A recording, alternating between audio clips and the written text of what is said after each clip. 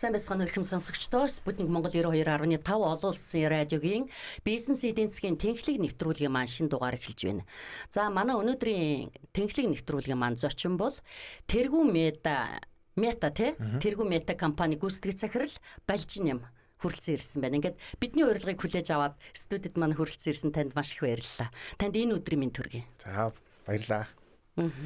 За манай Балжины бол одоо Тэргүү Мета компани маань амны орон сууц уу, зөөврийн орон сууц, байрн, хотолтон одоо сүүлийн үед маш олон технологи, шинэ одоо эрчим хүчний хэмнэлттэй олон сайхан барилгууд барьж байгаа юм байлээ шүү дээ. За хоёулаа энэ талаар дараа одоо ингээд жаахан байж байгаад сайхан дэлгэрэнгүй ярина. Ер нь яагаад та энэ амны орон сууц барихын бизнесийг эхлүүлсэн бэ? Би өөрөө барилгын инженер мэргэжилтэй хүн л дээ. Тэгээд гэр хороолт төссөн. За тэгээ гэр хорооллын нөгөө нэг хатуу хөтөө амьдралыг өстө биеэрээ толсон байхгүй юу. Тэгээд заавал гэр хороолт яагаад тийм усанд явж гал төлж тий. Тэгээ гадаа бисч амьдрах ёстой гэж тэр тийм амьдралаар би өөрөө амьдрахыг хүсээгүй. Тэгээд том болоод яг тийм амьдралаар олон залуучууд битгий амьдраасаа гэсэн үднэс амны орон сууц салбарлаа орсон, ер нь барилгын хүн болсон. Тэгээд яг хүүхэд насныхаа мөрөөдлөг биелүүлээд олон хүмүүсийг ор хоронтоо одоо нөгөө биелжсэн асуудлуудыг байхгүй болгож амьдруулахад зорж тэрэндээ биелж ингээд явж байна л да. Тэглгийнхаа ер нь бас орон сууц одоо энэ айл болгонд хэрэгтэй л байна л да. Бид бас их удаан хугацаанд ярьж байна. Барилгын салбар маань яг орон сууцны хороолол зөндөө баригдаж байгаа ч гэсэн бас эрэлт их байгаад байна, тийм ээ. Тэгэхээр одоогийн байдлаар яг энэ орон сууцны гэдгээс илүү энэ амны орон сууц, зөөврийн орон сууцны эрэлт энэ зах зээл дээр хэр байна? Маш өндөр байгаа. За. Тий. Ерөнхийдөө бол манай монголчууд газар нутаг томтой тий. Одоо нөгөө нийтийн байшин барилгад биш, аль болох нийтийн орон сууцнд биш, аль болох өөрийн бие даасан газараа дээрээ төлөвлөж амны орон сууцнд одоо амьдрах тийм юм одоо хүн болон хүсдэг болцсон. Зах зээл бол маш өндөр байгаа. Ялангуяа бид нар чи өөрөө нөө зөөврийн сууцаа хийхдээ энгийн нэгэн зөөврийн сууц биш, эрчим хүчний хэмнэлтээс амны орон сууц хийдэг байхгүй. Зөөврийн биш бас амны орон сууц хийж байгаа. Тэр нь болохоор зөөврөлдөг хэлбэрээр хийж байгаа гэсэн үг. Тэгэхээр манай бас зөөврийн сууцны хувьд бол жих төмөргүү тэгээ нэг удаа зөөгддөг гэдгээрээ бос сууцнуудаас айгүй өөр ихгүй. Тий. Ахиж зөөгдөх боломжгүйгээр хийгддэг гэсэн үг. Тэр суурнаас. Тий. Тэгээд Тэгээ одоо энэ амны орон сууцны одоо яг юу гэдгийг нөгөө худалдаа авах бэлэн байгаа одоо энэ орон сууцнаас амны орон сууцны өртөг нь одоо хэр хэмжээтэй гэдэг. Хямдхан байх уу? Ер нь гайгүй. Одоо бид нар чинь газар дээр нь 60 м квадратаас дээш хэмжээдэг газар дээр нь барьж өгдөг. 60-аас доош болохоор жижиг болоо явчин тэднэрийгээ үйлдвэр дээрээ бариад ер нь хэд хэрэглэгчд өгдөг байхгүй. Тэгээ энэ юу одоо амны орон сууц чинь одоо юу гэдгийг газрын асуудал ч дээ. Тухайн газартай одоо айл дээр нь очиж барьж өгөх үү? Эсвэл бас танах өөрсдөө тусдаа газар аваа тэр газар дээрээ барьсан байраа ингээд бас бүхлээр ингээд юу гэдгийг газартай ингээд зарах ч юм уу ийм бүтээгдэхүүн байх. Бид нэр ерөнхийдөө бол дандаа газартай айлууд дээр газар дээр нь очиж барьж эсвэл байшингаас хөрлөөлж өгч байгаа. Тий. Ер нь тэр одоо танахаас гэж худалдаж авсан хүмүүсийн одоо юу гэдгийг сэтгэл ханамж хэр вэ? Ер нь айгүй өндөр шүү дээ. Тийм үү? Тий. Ерөөсөө жижигхэн мөртлөө бүх юм цогцоор шийдсэн байшингууд байдаг. 60 м-с дээш ихлээр чинь газар дээр нь барих нь 60. Хамгийн жижиг нь 36, тэгээд 48 явчихж байна л да. Тэр байшингууд ч өөрөө жижиг хэмжээтэй ч гэсэн 2 өрөө, тэгээд усанд ордог, дүүш бүх юмтайгаа. Тий. Олон хүмүүс авж гин, ашиглаж үзэж гин, сэтгэл айгүй өндөр байдаг. Намайг айгүй их хүмүүс урьж одоо яадаг штэ. Сая хүртэл залгаал ахын дээр ирэхгүй юм уу гээл ярьж. Одоо энэ гэр хорооллын одоо тэр газар дээр нь бас тэгж барьж өгөө. Яг зөв. Тэгэхээр ер нь юу яадаг юм бэ нөө? Одоо юу гэдэг юм би болохоор ингэж бодоодсэн байхгүй юу? Одоо дид бүтцсэн хэцүүдээ тий? Одоо яг над шиг бодолтой хүмүүс өндөө байгаа штэ тий? За эсвэл одоо бүр хотоос хол зайтай ингээд л барьчих юм бэ? Цуслангийн газар дээр ч юм уу бариулахаар тэгэхээр одоо дид үтц зэмлэг одоо 0 гэл ингээл зөндөө асуудалтай тог мог яах ингээл бодож байгаа хүмүүс байгаа хэл та. Тэдэнд хэлэхэд таны түрүүний хэлсэн тэр эрчим хүчний хэмнэлттэй гэдгээ та бүр ингээд дэлгэрэнгүй сайхан ярьж өгөөч. Тэр нь одоо яг юу гэсэн үг вэ? Яаж эрчим хүчээ шийдэх вэ? Зөв. Ерөнхийдөө эрчим хүчний хэмнэлттэй гэдэг үгийг гарч ирээд одоо Монгол 3 4 жил болж байна л доо. Энэ нөгөө ногоон зээл гарсантай холбогдуулаад хүмүүс айгүй их тэгж ярьдаг болсон. Тэгэхээр эрчим хүчний хэмнэлттэй байшин гэдэг чинь ерөөсөө юу яцсан манай инженерүүд тооцоо гаргацсан. Яг норм юм байна. Энэ нормоос 20%-аас дээш давуулан биелүүлвэл эрчим хүчний хэмнэлттэй байшаа гэсэн үг. Одоо үндсэндээ тогны мөнгө нь тэдэн киловатт гардаг. Тэр киловаттаас нь 20% хэмж чадвал эрчим хүчний хэмнэлттэй байшин болно гэж тийм сертификат өгдөг. Тийм ногоон гэрчлэгээ гэдэг. За тэгээ эрчим хүчний 20% хэмнэлттэй бол би англи л та. Тэгэл 30 40 50 дээшээгээ бүр пассив байшин хүртлээ нэмэх гэж явждаг. Тий. Тэгэхээр эрчим хүчний хэмнэлттэй байшин гэдэг чинь ерөөхдөө л байшинг стандартын дагуу зөв барьсан дулаан алдагдал багтаа. Би одоо нэг юмыг бас айгүй сайн хүмүүс ойлгосоо гэж хүсэж байна. Дулаан алдагдaltaгүй байшин гэж юус хаач байхгүй. Бүх байшин дулаан алдагдана. Харин тэр дулааныг яаж бага алдах вэ л гэдэг тэр эрчим хүчний хэмнэлтийн тоо утгууд нь явж байгаа байхгүй. Тий. Тэгээд манай монголч одоо нөгөө өвөл одоо маш хүүтэй учраас нөгөө дулаан алдагдaltaч гэдэг юм одоо тэр одоо барилга байшин гэж хин чанарыг шалгадаг л гэдэг шүү дээ. Тэгэхээр одоо энэ эрчим хүчний хэмнэлттэй гэдгийг би нөгөө ойлгохдоо одоо бас сэргээгт эрчим хүчээр шийдсэн байх уу? Одоо нөгөө эрчим хүчний хэмнэлтэн дотроо тэг эрчим хүчний хэмнэлттэй байшин гэж байдаг. Тэр нь ямар утгаар уцхтай юм бэ гэхээр ерөөс дид үтс төвийн шугамнаас тогоо авахгүйгээр тогоо бүрэн шийдсэн байшин гэсэн үг. Тийм байшин болохын тулд ерөөсөө л маш сайхан дулаахан байшин гал барих хэрэгтэй гэсэн үг л дээ. Тэгээд ер нь манай одоо нөгөө судлаач одоо инженеруудын судалснаар Монголд байгаа гэр хорооллын байшингууд 95% бүгд буруу технологиор буруу хэрэгцсэн. Тийм болохоор дулаан алдагдал ихтэй гад төлөхөөс аргагүй байдалтай байдаг байхгүй. Тэр чинь нөгөө өөрсдөө ингээ бариад өөрсдөө л одоо юу гэдгийг топигаар барайл ингээ шаварцсан байшингууд байгаа их юм те. Эсвэл нөгөө палкар ч юм ингээ барьсан байдаг. Тэр нь дулаан алдагдaltaй. Одоо сүүлийн үед бол мэдээж хэрэг хүн болгон ярьж байна. Одоо энэ COP 17 дээрч маш их ярьж танилцуулагдж байна. Сэргээгт хэрчмүч, ногоон зээл, ногоон бүхэл юм ногоон гэж ярьж байна те. Гэхдээ энэ одоо зайлшгүй шаардлага дэлхийн нийтээр үүссэн байна л да. Дэлхий ч өөр одоо бас нөгөө стандарт шаардлага бүх юм чи одоо ногоон лоо ороод байна. Тэгээд нөгөө ногоон стандарт ногоо одоо юу гэдгийг ийм ашигтай байх юм бол одоо гадны төслийг ч гэсэн одоо хамрагдах тий зээл санхүүжилт авахд ч гэсэн их төхөнтэй байгаа даа. Тэгэхээр танай одоо энэ бүтээгдэхүүн одоо энэ орон сууц, амны орон сууц бол эрэлтэгтэй байна шүү дээ. Ер нь цаашид одоо яг энэ сэргээгт хэрчим хүчтэй гэдэг юм нарны панел ашиглагч гэдэг юм уу? Иймэрхүү байдлаар шийдэх юм төлөвлөгөөнүүд байна уу? Байлгүй яг уу эхнээсээ байшингууд маань сэргээгт хэрчим хүчээр шийдэгдээд тоггүй газар хүмүүс яг л тогтоо байгаа юм шиг амьдраад явж байгаа айлууд бас зөндөө байна. Тэгээд таны хэлдгээр яг зөв дэлхийн нийт бүгдээрээ одоо энэ хүлэмжийн хийг бууруулахад төлхөө анхаарсан. Тэгээд яаж л бид ногоон байх уу гэдэг рүү чиглэлсэн байгаа байхгүй. Бид ч бас тэгж хувь нэмрээ оруулмаар байна шүү дээ. Бас ер нь тэгээд ч тав тухтай тийм ээ. Өвөл бол одоо нэг тог тасраад байдаг бол одоо энэ сэргээгт хэрчим хүч ашиглуулад бас хамаагүй дээр бид нар одоо бас тэрийг хүсэж байна л да. Тэгээ энэ юу юм уу? Одоо үүн ханшийн хувьд бол нөгөө бэлэн баригдсан орон сууцнаас хэр байдгийг үний хувьд одоо метр квадрат нь нөгөө 60 метр квадратын газар дээр нь очиж барьж өглөө гэсэн шүү дээ. Тэгэхээр үний хувьд метр квадрат нь хэд вэ? Манай 2 саяас эхэлж байгаа. Ер нь голцоо нэг хийж байгаа хийцээсээ хамаарат үн 2 сая 300 2 сая 600 гэсэн үнэтэй байгаа л да. Тий. 2 сая 900 ч болоо явчихна. Нэг хийцлээс хамаарат. Хийцлэл гэдэг нь одоо тэр үний юу гарч ямар хийцлэлтэй байх вэ? Каркад нь төмрөөр манах хийж ийн. Эсвэл блокоор хийж болно, евро блокоор. Эсвэл модон арга бүтцтэй хийж болно. Одоо маш олон технологиуд идэх байхгүй. Тий. Тэгээ энэ хүмүүс алийг их төлхөө худалдаж авах юм? Хүмүүс блокийг илүү их сонирхдаг. Ер нь бол нэг илүү блокын байшин илүү сайн одоо нэг урт настай гэж насжилтын хувьд урт. Гэвч нөгөө үнийн хувьд харьцангуй өндөр 2 сая 800-аас дээш мэтр болоо явчихтий. Тэгээд гол нөгөө ихэнх хүмүүс маань ногоон зээлээр одоо бариулж байна. Тий. Тэгэхээр манай дээр одоо сүүлд баригдаж байгаа шууд дандаа төмөр каркадсан байшингууд баригдаж байгаа. Хамгийн гол нь монголчууд бид нар маань төмрөөр байшин барихдаа дулааныг өөр үүсгэхгүйгээр тэр төмрийг тусад нь өөр каркад байдлаар авч үлдээд хөшүүн байдлыг хангасан тэгжил байшингаа болон баримаар байгаа юм л та.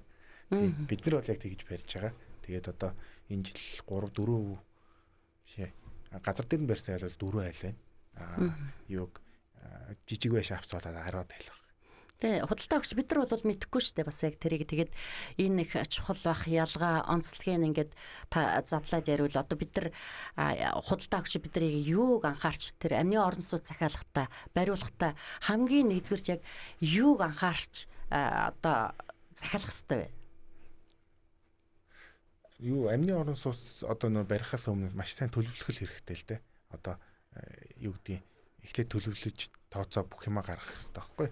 Одоо ер нь бол манай амны танах бол санал болгоно үсттэй тий ингээд зураг төсөл ийм өрөөдөө одоо ингээд бэлэн юу захиалагчтай бол зөндөө санал болгоно тий тий захиалагчид өөрөө бас өөр юм хүсээд ингээд өөрчлөлт орсон ч гэсэн яг тэр өөрөө одоо юу гэдгийг загварын хувьд биш яг ингээд нөгөө худалдаа өгч ер нь ингээд нөгөө амны орон сууцаа гэдэг одоо за худалдаж авъя барьсан хойнж гэдэг юм уу яг юуг одоо онцолж анхаарч эрчим хүчний хэмнэлт юм уу эсвэл загвар дизайн юм уу?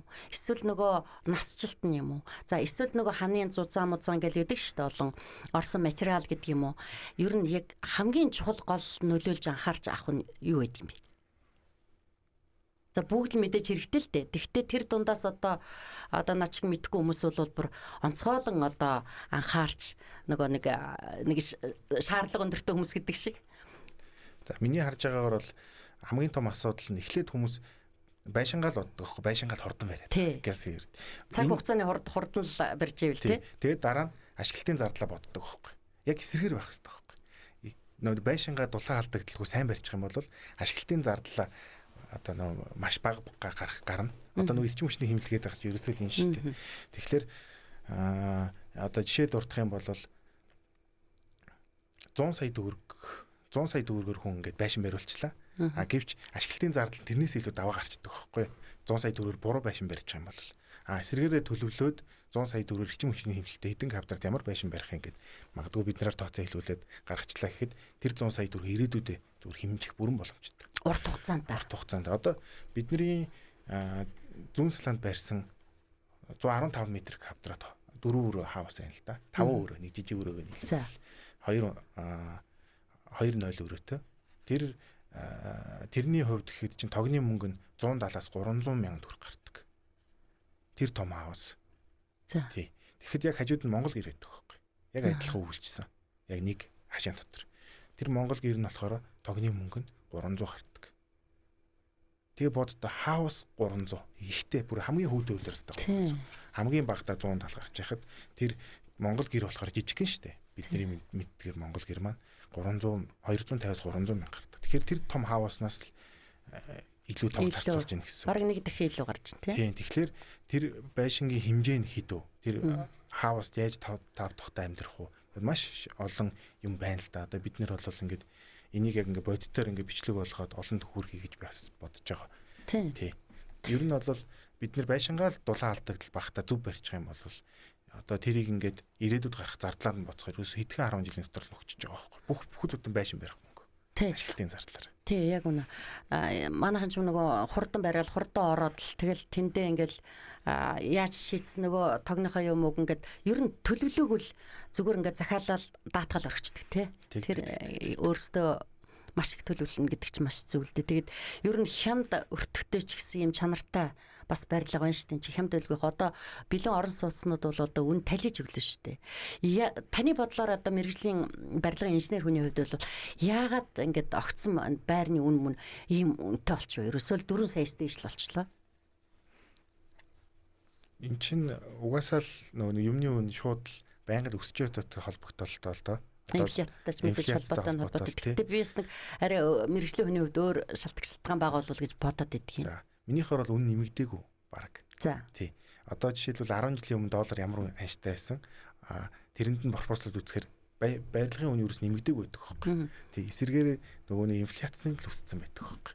Тий. Тэгэхээр ерөнхийдөө бол амны орон сууцны үн бол нэг дахин хямдхан байгаа шүү дээ. Тэгэлгүй яхаа одоо саяхан хавар 6.5% инфляц байсан одоо 13% төрсөн гэхэлэр энэ ойлгомжтой. За нөгөө талаар л энэ Эрэлт угаасаа байнга л байдаг. Хүн болгоо орон сууцтай, орон байртай болохгүй л тий. Тэгээд ялангуяа залуучууд одоо бүх насных нь л орон сууцтай болох гэдэг. Гэтэл одоо нөгөө ипотекийн зээл нь маш удаан хүлээлттэй асуудалтай шүү дээ. Ер нь танаа энэ амны орон сууцсан дээр ч одоо ипотекийн зээлээр авах юм боломжтой юу? Одоогор боломжгүй байна. Гэхдээ журам батлагдсан улсын хурлд хэлцэл байгаа юм шиг л тий. Ер нь болох бүрэн боломж бол байгаа. Гэхдээ одоогор бол боломжгүй байна. Тэг хамгийн боломжтой нөгөө утаагч арилахад одоо бүх зүйл дээр их боломжтой л санагдлаа л да нөгөө хашаанд нь аваачаад бариад өгөх юм биш үү? Тэгээд бас үүний хувьд бол бас харьцангуй боломжтойгоо сонгоод өөрийнхөө бас боломж нөхцөл тааруулаад ингээ бариулах бас боломжтой л харагдаж байна тийм ээ. Ер нь ягаад энэ одоо хот төлөвлөлт энэ орон сууцны компаниудад яг энэ амны орон сууц одоо нэг ипотект хамрагдах юг судалж байна гэж штэ. Тэгэхээр энэ бүр ингээд цогц уялдаатай байж болохгүй гэж. Таны хувьд юу гэж боддог вэ? Би бол ингээд хот төлөвлөлтөө хоттойгоо яриа тийм үү? Их уялдаа холбоотойгоор нөгөө цэгцтэй бүр ингээд амны орон сууцын хороолол ингээд гадны орнууд бид бүгд л мэдэн шүү дээ тийм байдаг. Тэг яагаад ийм уялдаа холбоотой байж болохгүй л гэж бодоод байдаг байхгүй та юу гэж бодож байна? За. Энэ одоо нөгөө амны орон сууцны салбар бол одоо жинхэнэ ийм юу вэ? Ямар ч доктортой бодлогосон бодлого байхгүй. Докторгүй зүгээр газар дээр нь одоохондоо энэ за би бас төрүүлээд энэ аюулгүй чухал маш олон хүмүүст уг нь хэрэгтэй байгаад идэг энэ амны орон сууц. Тэгээд үнэхээр ийм уялдаа холбоо дутагдаад эсвэл одоо манайх шиг том газар нутагтай одоо энэ сайхан сэргээгт хэрчим өвч вэ нэг юу гэдгийг нэг бүр хитэнгаа газар хэдэн амны орон сууцны салбарыг ингэж хөгжүүлэх хэрэгтэй шүү дээ. Тийшээ явна шүү дээ. Дэд үтс нь гаргаад өгөн зам нь байна. Ингээд ийм бас уялдаа холбоо хэрэг байна л гэж хэлсэн. Та энийг ер нь яг тийм болохын тулд яах ёстой гэж боддог вэ? Мэдээж одоо хоёулаа нэг бодлогын төвшнээ юм ярихгүй ч гэлээ гэсэн та мэрэгжлийн хүний хувьд бол одоо бас амны орон сууцны энэ салбарыг хөгжүүлэхэд бол бас ингээд энэ бизнесийн дунд байж байгаа юм чи танд нэг бодол байдаг л хэл та. Тэр бодлоо л ерөнхийдөө бол юу л та. Одоо нөгөө нэг би түрүүн хэлж ийсэн ногоон зээлэр айгүй хүмүүс байшин бариулж байна гэж.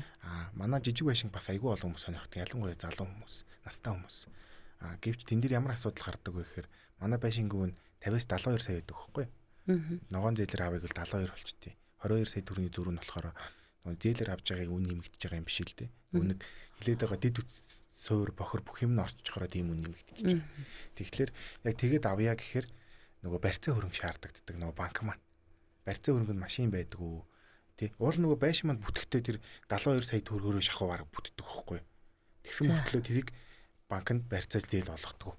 Айгуу төвхөд. Нөгөө байрыг яагаад банк юу яаж авахгүй? Заавал нөгөө худалдаж авч байгаа хүнээс одоо урьдчилгаа ч юм уу авах гэдэг үү? Тэгэн шүү дээ. Юу урьдчилгаа бол нөгөө хүмүүс маань бэлтгэсэн байж байгаа. Тэгээд нөгөө байшингаа авъя гэхээр уул нь тэр байшингийн барьцаал банк зээлэхгүй байгаа шүү дээ. Тэр байшин бүр дууссан байгаа манай тэр. Тэгээ яагаад авахгүй? Авъя гингүүт юу? Наа байшин чинь заавал үл хөдлөхийн гэрчлэгээ гараад тэг бүр ингээ газар дээр очиж бэлэн болсны дараа бид нэр зээлээ өгнө гэдэг хэвхэв. Гэвч бид нар чи өөрөө нөгөө нэг байшингийн аваачиж суйрлуулад үл хөдлөлийн гэрчлэгийг гаргахад бол асуудалгүй мөртлөө тэд нар чинь урьдчилгаа 20% л өгдөг. Үлдсэн 80% нь банкнаас гарах гэдэг. Гэвч банкныхан маань тэр байшинг маань барьцаалах биш эсрэгээр барьцаа хөрөнгө заавал байр шаарддаг. Байр шүү. Машин биш. Тий. Тэгэл айгүй түгш. Одоо нөгөө амны орон сууцнаас баг давсан байр барьсан. Тийм. Тэгээд маш олон проблем. Энэ бол маш жижиг асуудал айгүй амархан шийдчих хэмиг ингэж уйдаг байхгүй. Тэгэхээр бүр тийм том асуудлууд дээр айгүй хэцүү. Тэгээ манай амны орон сууцны салбар чинь тэр чигээрээ би түрүү айгүй хэцүү байгаа гэж ярьсан. Юу зүгээр энгийн нэг жишээгээр дуртахад одоо залил маш их баг. Бүр маш их баг. Над дээр би ийм хүнд ингээд эдэн дүүрг өгнө байшин бариулчлаа гэж чинь дөө энэ хүнээс мөнгөний аваад чи миний байшин бариад өгөөч гэж маш олон хүмүүс ирдэг байхгүй. Тэгэхээр л энэ амны орон сууцны салбар тэр олон нөгөө нэг хүмүүсийн юугаар сайн өсөж дэвж хөгжихгүй байна л да. Ер нь ажил төстэй одоо компаниуд хэр бидгийг маш олон баг. Маш олон байгаа тийм. Одоо энэ бас хүмүүс ингээд төөрөгдөөд бас ихтгэл алдраад байгаа нь бол барилгын салбарт хамгийн их байна. Одоо нэг хэлэхэд би ч гэсэн бас өртөжлээсэн. Тэгтээ барилгын салбар бас яг ингээд хөгжлийн шин үеэр одоо юу гэдгийг төмөр каркас ингээд сайжруулаад технологи яваал байна л да. Яагаад ч ирэлтийг гүйцэхгүй байгаад байгаа. Хоёрдугаарт одоо жишээ нь ийм амны орон сууц зөөврийн гэдэг юм уу те цуслангийн ингээд нөгөө одоо хямд өртөхтэй өмөртлөө чанартай юм барилгууд бол нөгөө залуучууд эхлээд амьдралаа бас соход бол аюул чухал байхгүй юу. Тэгэл би ийм нэгдсэн бодлогогүй нэг таруу нэг баг хуваараа ингээл баг хийгээд юу гэдгийг нэг өрсөлдөөндөө тэсэж үлдүүлдэг гэсэн шиг ингэж болохгүй. Энэ нэгдсэн том бодлоготой уялдаатай дэмжлэг бие биенийхээ одоо дэмжлэгэнд ингэж явуул сайхан хөгжиж их боломж бүрдэх байхаа л гэж боддөг юм л да. Тэгээ ер нь юу одоо ингээд нөгөө зөөврийн амны орон сууц гэхлээр зэрэг л одоо энэ компаниуд бид нар ингээд төөрөлдөж чинь гэж хэлсэн шүү дээ. Алийг нь худалдаж авах мэдгүй, аль нь сайн, аль нь чанартай, аль нь үгүйг мэдэхгүй. Ер нь амны орон сууц ингээд барихад үн өртөг мэдээж ирэх хямд байна. Хямд мөртлөө чанартай байна. Гэхдээ ихтгэл төрдгөө. Гэт энэ дээр та одоо яг бид нар юуг одоо харж их чанартай юм байна. Нөгөө ханы зузаанаа харах юм уу? Эсвэл одоо бүх одоо барилгууд ногоон шилжиж байгаа юм чинь заавал нарны панельтыг нь аавна гэх юм уу? Та ер нь юу гэж зөвлөх вэ? Ястаа зөв асуулт. Ястаа хүсчихсэн асуултын асуулт баярлалаа. Тэгэхээр ерөөсөө тэр нарны панел бол дараагийн алхам шүү. Хамгийн чухал юм зураг төсөл. Тэр зураг төсөл дээрээ тэр байшингийн хийцлэл байгаа. Тэр хийцлэлийг яг ямар технологийн дагуу яг яаж хийж байна? Тэр материалууд нь тэр уялдаа холбоо, тэр хэсэглэл нь яг зөв байна уугүй байна уу гэдгийг мэдээж иргэн энгийн үгүй хараа мэдэхгүй шүү дээ. Тэр мэрэгжлийн хүмүүсээр хянуулах. За тэгээд ямар ч байшин барилга барьсан ажил гүйцэтгэх гэрээ хийгднэ. Тэр гэрээн дээрээ тэр зураг төслийн дагуу яг хийгднэ. Зураг төслийн дагуу хийгдээгүй бол тэр зардлыг одоо тэр байгууллага гаргуулна гэсэн залтыг заавал оруулах хэрэгтэй. Хамгийн чухал зүйл энэ аахгүй. Гэрээгээ маш сайн. Гэрээгээ сайн хийхээс гадна тэр байшинг барьж байгаа тэр технологи, тэр хийцлэлийг гэрээн дээр оруулж өгөх хэрэгтэй. Манай компани бол оролцоогоос байд. Бид нэр өөрснөө тэр хийцлэлийнхаа дагуу хийхгүй бол тэр байшинг ахиж шинээр барьж өгнө гэсэн гэрээтэй. Одоо зураг төслийн дагуу хийхгүй бол тий. Тэгэхээр хамгийн чухал юм зураг төсөл.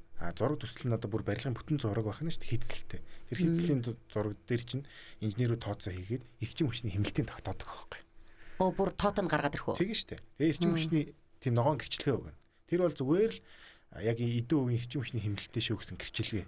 Тэр байшин баригдаж дуусны дараа ахаад яг бодитоор тэр байшааг тэгж баригдчихгүй юу? Тэгээ өвлийн үйлрэлт дулааны буугаар буудаад хэмжилт гаргаад эрчим хүчний хэмнэлтэнд хүрж ийн үгүй юу гэдгийг бас шалгадаг байхгүй.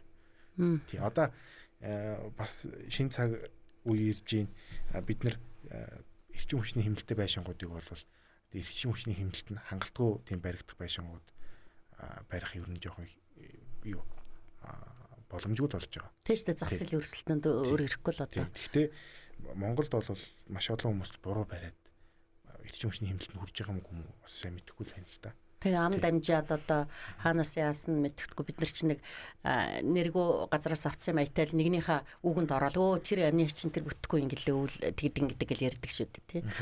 Тэгэхээр танай компани бол одоо тэргүүн мета компани бол нийт одоо отоогоор хичнээн айлын орон сууцыг яг энэ амны орон сууцаар хангаад одоо энэ олон хүний сайхан талархал хүлээгээд байна. 20 гаруй айл байгаа. Тийм. Манайх ч бас шинэ компани. Тийм. Гэхдээ бас олон айл өрхийг гэр оронтой олгуулад явж байна. Одоо хоёулаа ярьж байгаа ч гэсэн манай хүмүүс бас ажиллаа хийгээл ажиж байгаа. Тий. Тэгээ энэ амны орон сууц зөөврийн гэж танагч бас зөөврийн орон сууц юм тий. Тэгээ зөөврийн орон сууцыг бол ихэвчлэн одоо зундаа нөгөө шилжин байрлаа тий. Байрлал хооронд ингэ шилжээд явхад тохиромжтойгоор л хийдэг байх л тий. Үгүй юу? Үгүй манайх болохоор нэг үйлдвэрийн байран дээр хэмжээгээр хийгээд үнийн л нэг жоохон бага болгох гэж. Адилхан мөртлөө тэгээ газар дээр нь суурин дээр очиж бэхэлж өгдөг байхгүй. Үндсэндээ би анх аваад тэр хоёр чинь ялгаатай юм уу? Ялгаатай шүү дээ. Тий. Одоо зөөврийн байшин гэд манай модулар хоом гэд байшингууд маань зөөврийн байшин биш байхгүй. Зөөвөрлөдөг хэлбэрээр хийцэн газар дээр нь очиж бэхлэгдээ дахиж зөөгдөх боломжгүй. Зөөгдөх боломжгүй гэдэг дээр хоёр тайлбар хэлэхэд эхнийх нь ямар ч зөөгт хэмжих төмөр байдаг юм манай байшингууд. Жохон төвшөлтөө зөөгддөг гэсэн үг. Тий. Надаас бас яг тэгж асуугаадсэн буруу ойлгосон байх юмс бас. Хоёрдугаарт нь нөгөө нэг байшингаа суурин дээр бэхэлж өгдөг байхгүй.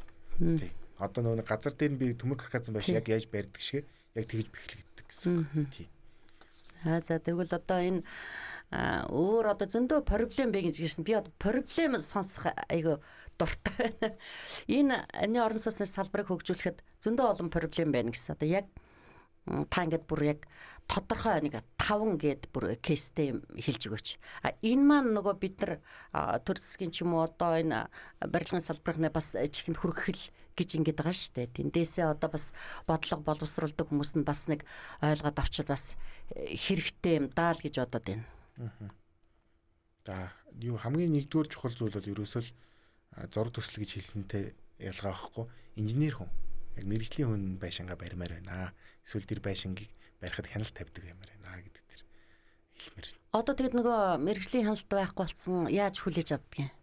Танах хүлээлгэж их энэ нөгөө эцсийн яг шатны нөгөө ногоон зээлээр байшин бариулж байгаа хүмүүс маань аудиторын дүгнэлт би түрүү хэлсэн шүү дээ ногоон гэрчлэгийнхээ дагуу байшин байна уугүй юу гэдгийг аудитор тусдаа өөр мэрэгжлийн хүмүүс нь тооцоо газар дээр нь очиж байшин дээр хэмжилт тооцоо хийдэг. Тэгээ мэрэгжлийн хүн барьмаар байна гэхэлэр зэрэг хүний нөөцийн асуудал яригадад эхлэх байх л та.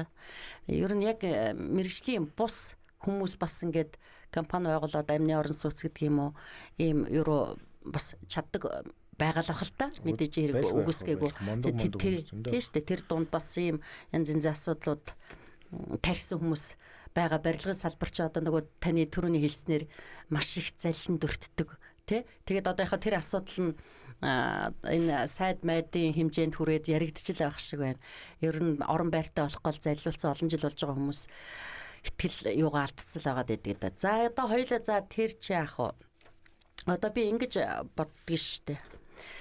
Энэ амны орон сууцыг зорилттой төвшөнд, зорилттой бүлгийн хүмүүст тийм үү нөгөө түрүүний хэлсэн одоо залуучууд гэдэг юм настай хүмүүс бас өөрийнхөө санхүүгийн нөхцөл тохируулаад ингээд авах боломжтой. Тэгэхдээ компани зүгээс өөрсдийнхөө газар дээр өөрсдөө газар одоо аваад гэдэг юм уу бүр өргөжүүлээд нэг хотхон маягаар ч гэдэг юм ингээд дид үтстэй нь холбож өгөөд ингээд борлуулвал илүү их боломжтой юм уу гэж л харагдаад байна. Танад ийм төлөвлөгөө ийм бодол байна уу? Байлгүй яах вэ? Бид нэр яг хэрэгжүүлэх гээд одоо яг судалгааныхаа төвшөнд явж байгаа.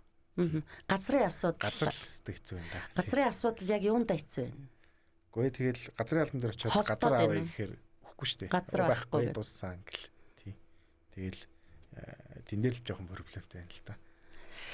Энэ дээр л нөгөө яриад байсан те нэгд соёлтой холбоотой байж байгаа хот төлөвлөлтөндөө бүр оруулаад нэгдсэн хот одоо тэлэх гээд байгаа шүү дээ. Яаж аж тэлдгээ хаана ямар амны орон сууц хаана орон сууц байх ч гэдэг юм. Ингээд жоохон тэлээд явчвал Улаанбаатарын төвжирлээс эхлээл олон юм хэрэгтэй болов гэж бодоод байгаа. Дээр нь олон залуучууд үн өртөг хямд чанартай авсаархан одоо ийм сайхан ая тухтай байрнууд байвал агаар салхинд бүр хилээд явахгүй. Тэгээ энийг л гайхаад байна л та. Тэгээ уул нэг амархан юм байгаа шүү дээ. Харин тий энэ одоо юундаа байгаад байдгийг ингээд. За одоо та одоо энэ дэд үтцэд зам сургууль гэл ингээл янз янзын юмнаас хол гэл ингээл дөрвөн уулынхаа дунд ингээ байсаар байтал чи бид нар бас хэцүү л болоод байна шүү тий. Тэгээ ер нь энэ ипотекийн зээлэнд за орох боломжтой л гэж бодоод байгаа. Ер нь та одоо юу гэж байна? Ямар нэгэн мэдээлэл сүлээ юу байна вэ? Ипотекийн зээлэнд хамрагдах тэм шийдвэр гарах уу? Манай амны орон сууц инновацийн төвийн газар гэж байдаг. Тэднийх бол айгүй ажиллаа сайн хийж байгаа.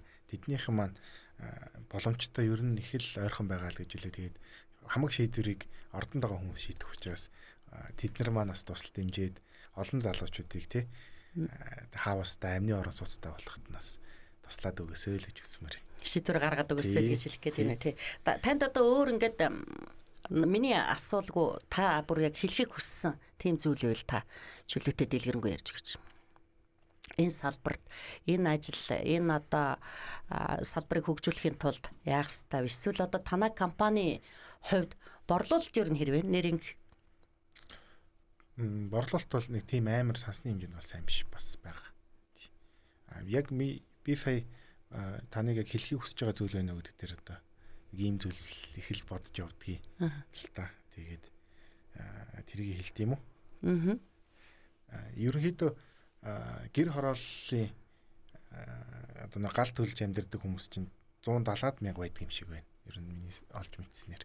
Тий. Энэ хүмүүсийг одоо нэг энэ хүмүүс маань одоо галаа төлөхөр нөгөө хүлэмжийн хий үүсээд нөгөө дэлхийн дулаарлал чинь нөлөөлөд байгаа шүү дээ.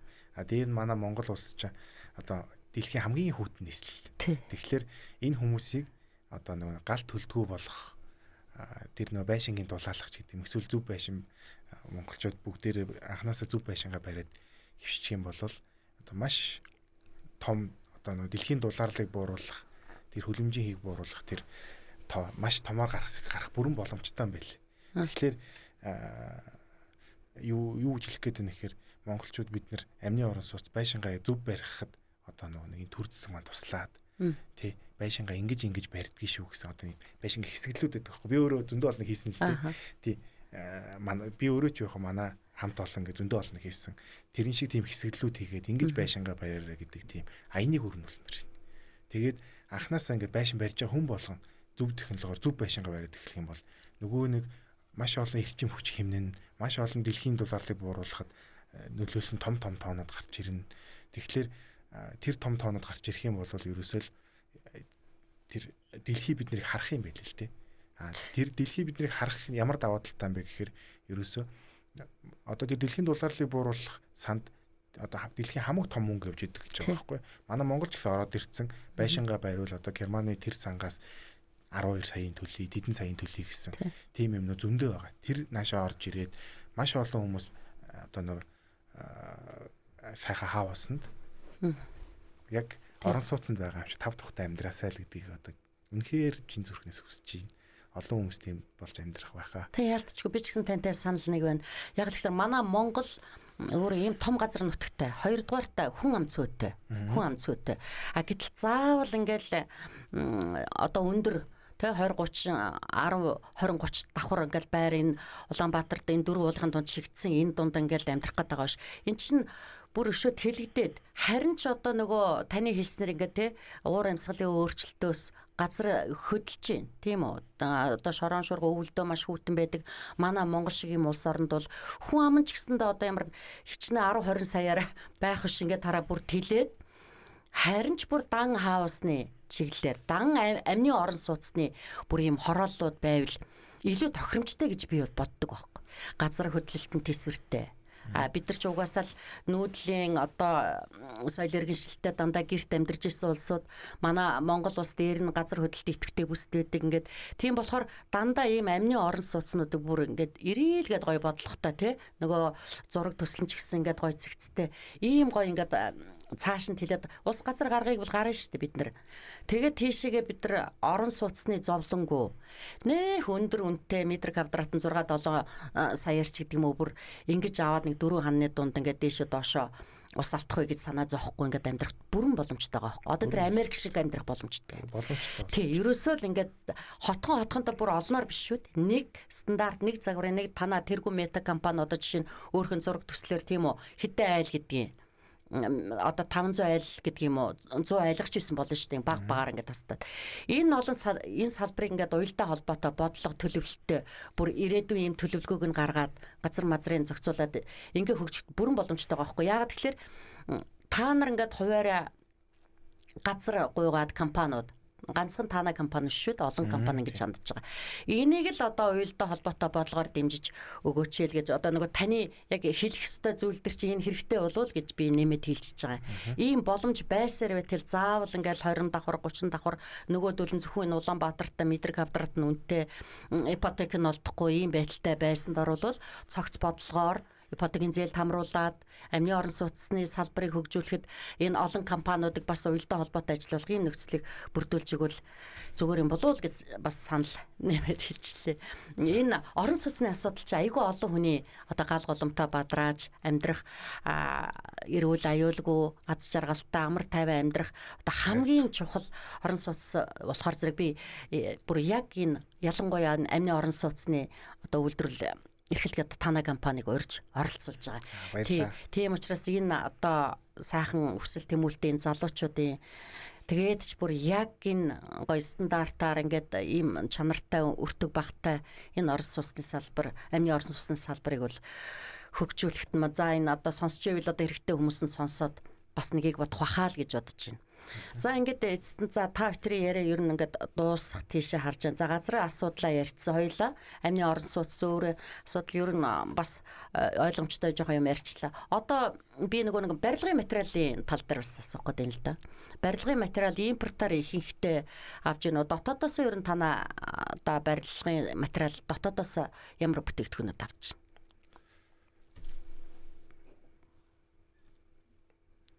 Ер нь л дийлэнх нь л одоо импортын бүтээгдэхүүнүүд авч ин да. Яг дотоодын гэдэг юм бол одоо дотоод дээр одоо цемент тэгэл өөр хэрэгтэй юм байхгүй юу? Ихэнх нь бол импорт арах нь илүү яг хямд байна гэсэн үг үү те? Одоо тэгээд юу түүхийдээ оруулж ирээл энд савлаал одоо зарж штэ. Тийм одоо яг дотоодын гэх юм бол бид нэр одоо юу яаж ийн цахилгаан тэнүүдээ дан дотоодын цахилгаан тэнүүд авч дандаа дотоодын үйлдвэрийг тэгээд дандаа л ер нь дотоодынхаа хүмүүстэй бол харьцаж ийн тэрнээс яг одоо нэг та материал гэж ярихаар би яг тийм материал би одоо харин бас гайхаад байдаг. Манад ч одоо ингээ хайрга дайрга одоо юу гэдгийг цемент ингээ шохоо ингээд одоо бас барилгын материал хийчих одоо блок яг хүмүүс хийгээд. Гэхдээ стандарт шаардлага хангасан үгүйг нь мэдэхгүй байна. Гэхдээ бид дууг нь дотооддоо бас дотоодын үндэсний үйлдвэрлэлийг хөгжүүлэхийн тулд дотооддоо бас барилгын материалыг бас хийдэг ч юм уу одоо арматур төмөр одоо манад төмөрлөгийн үйлдвэрлэлгээд энэ талаас нь зөвхөн би сонирхож асууж байгаа. Би өөрөө бас сайн мэдэхгүй байна. Барилгын материалуудыг 100% одоо импортоор авдаг гэхээр бас хэцүү шттэ. Тэгээ цаашид бол бас ингээд хөгжүүлж ин залуучууд энэ бизнес санаа гаргаж тэгээ одоо техник технологи хэмэл оюуха гэж хөгжиж гин нарийн сайхан гоё инновац дээр төшөглөөд одоо энэ дотооддоо энэ гоё бүтээгдэхүүнүүд үйлдвэрлэлээсэй л гэж бодож байна. Мэдээж их хэмжээгээр тэгээд хямд өртөгтэй ятаас авах нь аваад одоо юу гэдгийг цаг хугацааны хувьд ч гэсэн хэмнэх л баг. Гэтэ энэ бас барилгын материал бол манай Монголд бас хийгдэх бүрэн боломжтой шүү дээ. Боломжтой. Тий. Одоо энэ жижиг дунд үйлдвэрлэлүүдийг сайн дэмжиж өгөөс тий. Тэр чинь бүгдээр жижиг дунд үйлдвэрлэл байхгүй. Тий. Ингээд танах жижиг дунд үйлдвэрлэлээс зээлмэл авч яв. Авч байгаагүй. Хөөцөлдөж үзсэн тэгээд. Ер нь өөрсдийн санхүүжилт дээр. Ер нь өөрсдийн санхүүжилт дээр л явж байгаа. Тийм үү. Татварын асуудал ямар байна? Бас мэдээж татвар төлнө, бас татварын асуудалтай байгаа. Тэгтээ зүгээрээ. Яг л нөө бүх юм хууль ном журам дагуул хийх явж байгаа. Одоо бол бас яхаа гадаад дотоод олон шалтгаанаас геополитикийн нөхцөл байдлаас бол бас эдийн засгийн хүнд сорилттой л тулгарч байна те инфляц өссөн. Тэгтээ яг сорилт болгоныг даваад гарна. За ингээд өрсөлдөгч компаниуд бас байгаа. Тий, өрсөлдөгч компаниудын давуу сул талууд за тэн дээрээ бас өөрсдийнхөө давуу талыг би одоо судалгаалж байгаа шүү дээ. Ингээд танай компани цаашид одоо за доор хаяж 5 жилийн дараа одоо ямар хөө компаниулыг гэж төлөвлөж байна. Ирээдүг яаж харж байна? За ирээдүйд бол ерөөсөө л манай компани одоо нөө эрхэм зорилго гэж байд юм л да. Тий, эрхэм зорилго нь болохоор орон сууцны бүрэн 5 тухайг хангасан ногоон байшингаа иргэдэг хангах гэсэн эрхэм зорилготой. Алсын хараа болохоор ерөөсөө дэлхийн дулаарлыг бууруулах байт юм л та. Тэгэхээр 5 жилийн дараа одоо дэлхийн дулаарлыг бууруулахад маш их хэмжээний хүлэмжийг ялгаруулахаас сэргийлсэн тийм байх болов. Одоо манай нэг вебсайт эт тэн дээр ингээд барьсан байшингуудынхаа дулаан алдагдлыг тооцож оруулаад бид нэр одоо нэг юм байшинг бариад тэрийг одоо нэг цахилгаанаар халдаг байхгүй юу? Төрөний хэлсэнчлэн одоо 170 200 300 мянган төгрөгийн цогны мөнгө гардаг байшингууд барьдаг гэсэн үг. Тэгэхээр тэрийг хэрвээ тэр байшинг зөв баригчин хүчний хэмнэлтэд барьж тэгж баг дулаан алдагдаг яг нүүрс түлээд байх байсан бол хэр их хөлөмжийн хөв ялгаруулахыг бид хэмнэх вэ гэдэг тоог гаргаад тэгээд тэр тоогоо бид нэр ингээд одоо жил тэдийг барьна ингэнийгээ бодоход маш одоо өндөр тоол гарч исэн л да. Тэр тоонд бол хүрсэн байх болов гэж найдаж штеп. Тий таны хэлдгээр 5 жилийн дараа бус хүмүүст ойлгомжтойгоор ярих юм бол юу өөрсдийн гэсэн хотхныг нээсэн нээлттэй хийж явах юм болоо эсвэл бүр маш олон ер нь бол хотхон бариад нэлээд олон хүнийг байшинтай болгоцсон байх юм болоо. Тийм шүү дээ. Түрүүний хоёлоо та хоёр ярьсан. Би бас тийг айгу дуртай. Тэгээд нэг дээдлэн тэгэл нэг 2 3 давхар л байна шүү дээ. Тэгэхээр тийм яг хотхнууд байх юм бол нэр үнэхээр агаарт орон гарan тэгээ лифт тасрахлаа хүй хай гэх юм байхгүй. Би тэгээд Улаанбаатартаа ингээд түгжрээ дутаашаад ингээд бас байхгүй шүү дээ. Цэвэр агаарт гараад тийм өргөн дэлгэр сайхан уудам газар нутагтай байж энэ салбарыг бол хөгжүүлэхэд одоо үнэхээр энийг бас анхаарч үзээсэй л гэж би бас хүсэж байна. Тэгээ маш олон айл одоо харалта бид нар чинь бас арай л дэндүү биш штэ. Жорлонгоос оож салаагүй, модон жорлонгоос оож салаагүй. Тэгээд гэр хороолт чинь тийм биз дээ. Тэгээд тэр зарим явахтай айлууд нь одоо сүл дотроо ингээд бас шийдэл ингээл байж байна. Тэгээ харамсалтай нь газрын хөрсөн амар болцсон. Маш олон жилийн одоо тэр айлууд тэр гэр хороолт ингээд байгаад газрын хөрсөн бол амар болцсон байж лээ шүү дээ. Одоо тиймэрхүү тоомоо сонсоорч бас аягүй хэцүү. Тэгээд тэр болгоны чи одоо яг энэ шийдлэр энэ өртөг багтай, чанартай энэ амны орон сууцаар ингээд солих боломжтой байхгүй. Миний бодлоор бол баг хотхонон дээр яг тэр газрын хөрсний юм болцсон газар дээр аваачиж бариад яадаг чи. Тэгээд тэлээд хот мотойхоо одоо энэ утаа багасна. Маш олон ач холбогдолтой. Энэ одоо бизнесийн байгууллага танах ашиг болохоос гадна Монгол улсын эдийн засагт хүртэл маш үр өгөөжтэй чухал.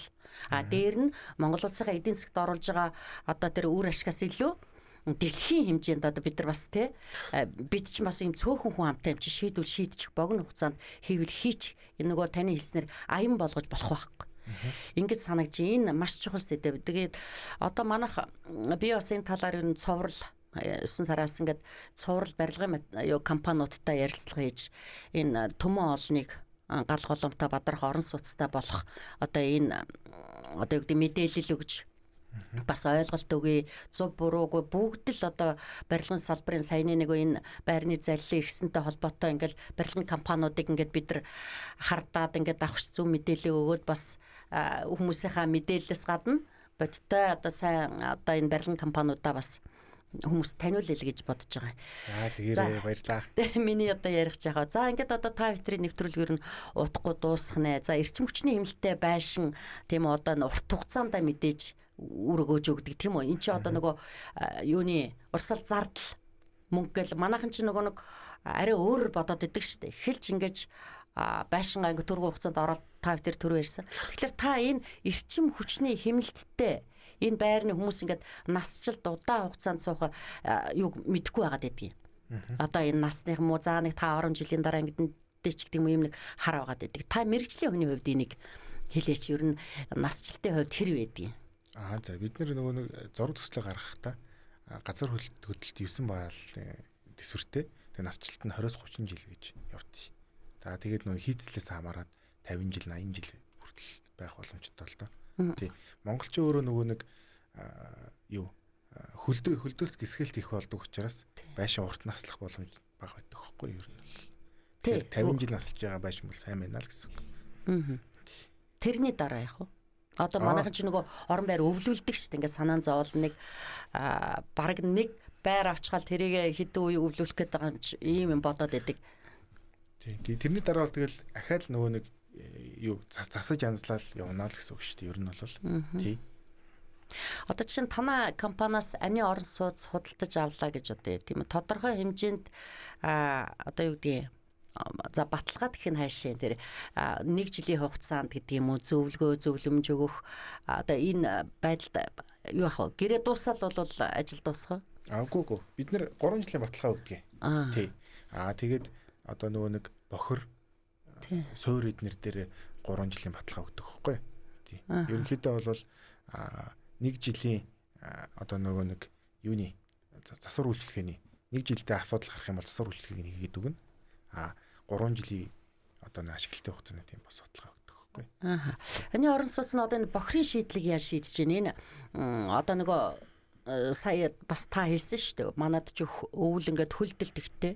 За тэгэл хавар гисэлт ихлээр зэрэг л үнэр танаар гараад байдаг. Энэ сүүлийн үеийн техник одоо технологийн дагуу одоо тэр тоног төхөөрөмж юунууд нь байна уу? Яаж хийдэг? Одоогоор нөгөө хийсэн тэр айлуудынхаа шийдсэн тэр айлуудын гонол санал байна уу?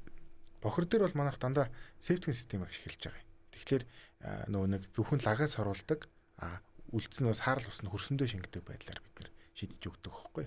Тэгэхээр нөгөө лагаас оруулж байгаа учраас байгаль дийлтэй. Тэгээд одоо нөгөө ямар ч асуудал гарахгүй. Одоо нөгөө хөлтлөө барилаач гэдэг юм уу.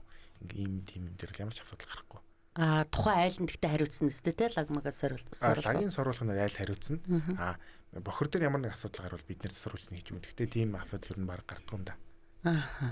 За тэгвэл 20 айл бас судалдаж аваад тэгээд гомдол саналгүй бүр сэтгэл таатай байна гэдэг чинь бас сайхан. Гэхдээ өвөлжсөний дараа мараа янз юм хэлж ийн үгүй юу? Дулаалдалт байхгүй одоо тэр бүх юм дажгүй сайн байна гинэ. Асуудалгүй. Дажгүй сайн байна. Тэгээ энэ яг би бас хүмүүс айгүй тэгээд яриад байдаг байхгүй. Өвлийг үзчихэж өвөлдөл одоо баг энэ байрныхаа чанарыг шалгана гэл тэгж ярьдаг учраас ингэж асууж.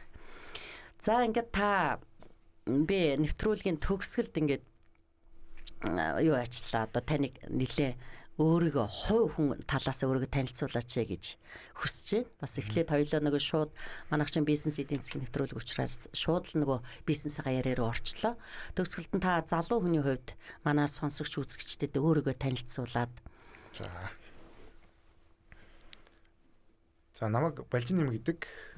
Би шинжлэх ухаан технологийн сургуулийг иргэний ба үйлдвэрийн барилгын инженер мэргэжлэр төгссөн. За тэгээд төгснөөс хойш барилгатай холбоотой юм хийж байна. Яг амны орон сууцны салбарт орж ирээд одоо 3 дахь жилдээ явж байгаа юм залуу байна. Төгсөд та аль компанид ажиллажлаа? Би Мисикл гэдэг компанид инженер хийдэг байсан. Тий. Тэгээд Remax бас 1 жил хэрэгтэй ажилласан. Тэгэл ер нь хуваар юм хийж байгаа та. Үйл хөдлөх хөрөнгийн одоо бас юу хийжсэн байж таа тий борлуулагчд. Тэгээд яг эндээс харж хад манайхан ч одоо бүгд л ингээд орон байртай болох гээд л урьдчилгаагаа бүрдүүлээл ингээд авах гол ипотекийн зээлээ хүлээгээл ингээд байдаг. Ер нь одоо энэ амны орон сууцсан дээр ч одоо жишээ нь үүдгийг ипотек харахгүйгээр хувь танай компанитай тохироод гэдэг юм уу? Ингээд юу худалдан авах одоо ямар нэгэн нөхцөл байна. Одоо компани нэг лизингийн нөхцөл гэдэг идэг штэ. Би энийг ягаад асуусан гэвэл та нөгөө Remax-д ажиллаж исэн болохоор зовлон гин мэдэх бах. Хүмүүс мэдээж хэрэг бүгд л орон сууц авах өсөл сонирхолтой байгаа штэ. Тэгээд нэг юм болтгоо тий. Тэгэхээр компани хувьд бол тийм боломжийг одоо бүрдүүлж судалсан уу? Санхүүжилтийн өөр ямар нэг нөхцөл боломж байх уу? Бид нэр хүүгүү хөв зээлэр байшингууд бас борлуулж исэн. Тий. Гэхдээ ерөнхийдөө бол нөгөө яг тэгэж нийгэмд сайн үйл хийх нөгөөтэйгөр бас компанид аягүй эрсдэл өндөртэй юм билээ. Тэгэхээр мэдээч тэрийг үргэлжлүүлээд явна. Гэхдээ баг тоогоор яг л нэг хэрэгтэй хүмүүст нь туслаад явах юм билээ. Тийм. Манай пэйж утас руу ороод харах юм бол угаасаа хүүгүү зээлэр байшин аваарай гэсэн зарууд бас байж байгаа. Тийм. Гэхдээ тэр хүмүүс нь бүгдээрээ байшинтай олцсон. Одоо зээлээ төлөөд явж байгаа. Энэ улирлын чанартай юу? Үйл ажиллагаа барилгын одоо танай амны орон сууц улирлын чанартай юу? Өвөл яг зөвхөн улирлын чанартай. Гэхдээ суурай одоо нэг өрн дулаан цагт одоо үдийд ч юм уу хийчих юм бол өвөл дандаа нэг хуурай материалуудаар хийдэг учраас юу яаж болно? Байшингаа барьж болно. Ямар ч асуудал байхгүй тийм. Хамгийн гол нь суурай зөв сайн хийгээд авах хэрэгтэй. Тэгэхээр танай одоо компаниар амны орон сууц байруулъя гэвэл одоо эх жилийн төлөвлөгөөнд юу гэдгийг хичнээн одоо амны орон сууц барих одоо ийм өвчин чадал байх уу? Одоо жишээ нь хугацааны хувьд хэр гэдэг юм бэ? Ер нь амны орон сууц 60-аас 100 м квадратыг бол 45 хоногт барьж байгаа бид нэр. Хортой юм байна тий. Дайжгүй. Тэгээд ер нь нөгөө өвчин чадлын хувьд жилдээ бол одоо хэдэн амны орон сууц барих тийм өвчин чадлаа? Бид нэр жилдээ нэг 10-аас 20 гэсэн тооцоо байгаа. Тэгвэл нөгөө нэг модулаар буюу нөгөө зөөвөрлөдөг тэр байшингаа тооцох юм бол их өндөр тоо гарна л да.